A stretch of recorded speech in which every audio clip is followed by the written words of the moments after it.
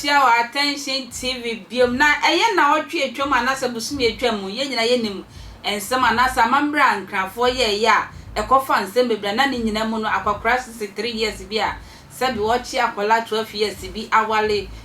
FM stations ahodo ni TV stations ahodo nyina ye nyina ye keka bi na ye Okatakyie Afrifa de wono de ehye na abufu ama ne keka nsam okan no na no oden ema Kevin Taylor kran so be kan say aden krafo no say omutro eye Okatakyie Afrifa nti asabi wodidi o matamo emi say obi atu eye Okatakyie Afrifa fo say ewo mu se nia eye nkrafo traditional fo no eye no enye de na emu wakwa akire nti sabra meka say kwentwa meka say eye Okatakyie Afrifa watu anamo akọ gaga sempendifo no abodwa akọ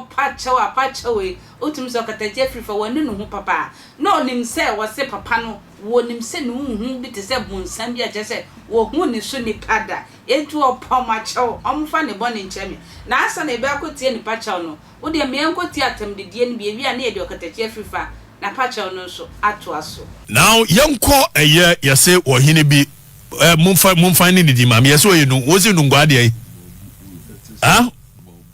Gborbu Wulomo awaye dey chief priest eye dey awaye dey waye chief priest etwonye nungwa hene na waye and in 21st century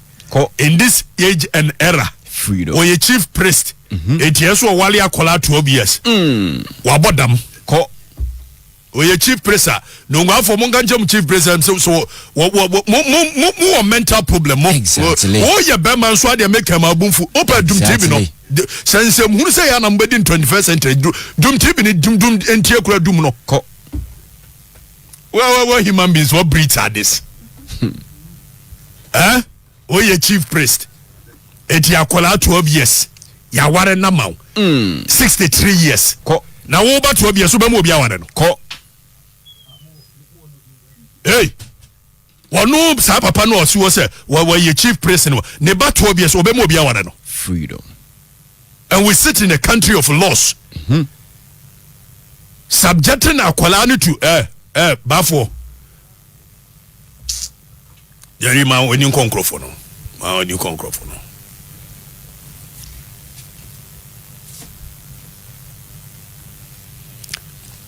oh 63 years was ware akola idea 12 years now the foolish excuse of the by say yeah ware na mano not that only chief priest ne betna name yeah ware na mano say be ya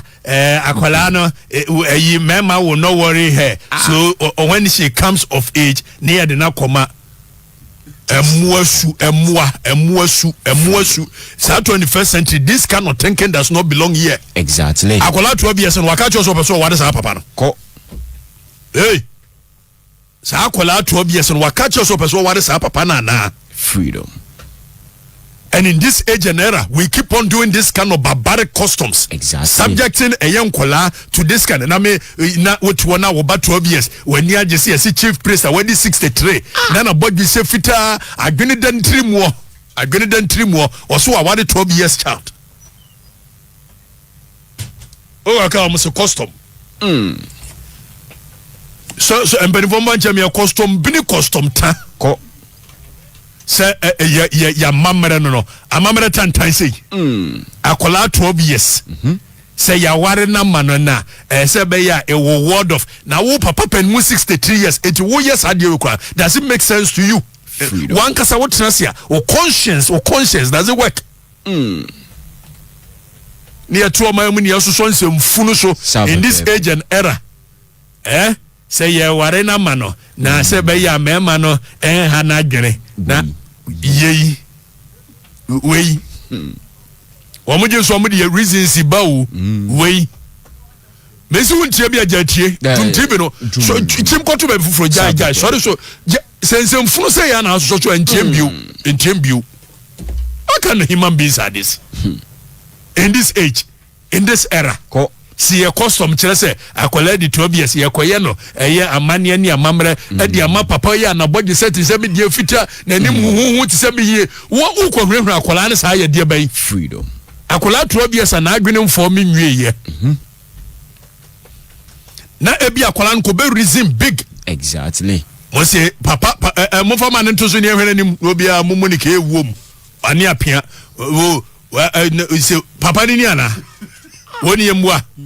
na wo 63 years akola to obiesa gina wanim etinya ofere enya ofere in the name of custom freedom in the name of custom Niama tan kan say ya mo so e wo kroma in the name of custom kwe we anyway kwasi me hunu bibi na make we anyway you doctor ka we anyway eti wo ba wo nipa na wo tie mi a wo so nsem funu sei so wo ba ba mi ayi ni sei wo ba to bi so ba mi ayi ni sei jari we anyway I in the 25 papa penimu a wa badum kam wo ye kiese dwene de ye nyansa ka dwene ba wo dwene deep na papa penimu in the name of ye culture na mudi nsem hunu say say nungwa wulomo ye bosi e fansa bon de Gborbu Wulomo eno so yi wo ukoye obeka say nananom se nananom nka hwe dabi ahonhom ne nka hwe atro we ye pedophile we pedophilia we a pedophile exactly if you are interested at this age if you are interested in 12 years you are a pedophile that's all it's that simple exactly and I the question nananom say nananom beka say nananom nka hwe nananom ni nsamfu sei nananom no madwene mu abob wo mo nka nsem hunu sei sa pepepe nana bia obeka che say ware akola 12 years na nananom so waboda mu asamado freedom nana bia wo ya asamado a sa na mo ya na mo ma ya nananom sum ya anya akono ankwase asema mu pedie na mo de akwose nananom som sa pepepe se nananom se mesi nananom bia wo mbetena asamado beka ankwase asem se no wo abodam entie sa nananom freedom nya nioma bi kurom ha ne ho ntoye de be no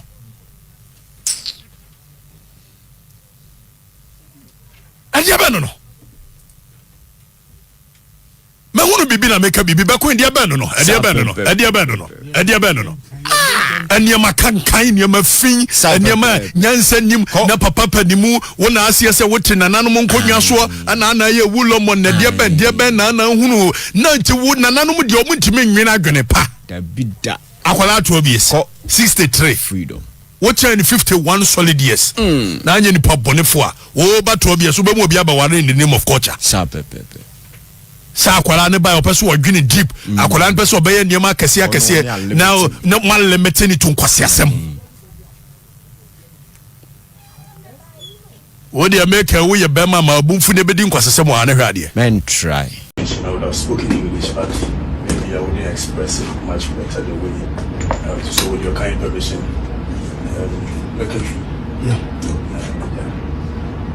Yedikai, na be rich, the book can be expressed. And so the nice in Chimuno, be anywhere. I did.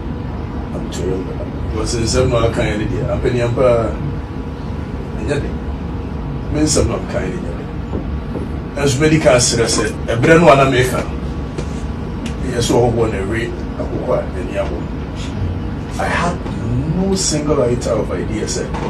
because you be a Gborbu Wulomo, or ye penipa wada, a domunino. Now, Mrs. You may be a savior, which said, Kwaku Bonsam be said, or ye fetish priest be in an area. Now, Mada Soyena. Obi away follow me behind him say Drew say young woman nipa fix the country na me di when ya there the social no there am say wa boy Afrifa no a the social no and so me tia konya so na me dim say mpo miracle judex na ochina me ni di ayensi na de ni si akonya so it is no more about one no dem mom dodo no a we di o mani mo nti the medical science say me ya no knowledge be here important. And so and also any excuse. We dey yes akola bon wo bo achichire e wo mu se ne omo ye ne ye ne so penny wo ne penny di agrade obedi fo nti Okatakyie Afrifa why ade se wakopa che kwentwa makra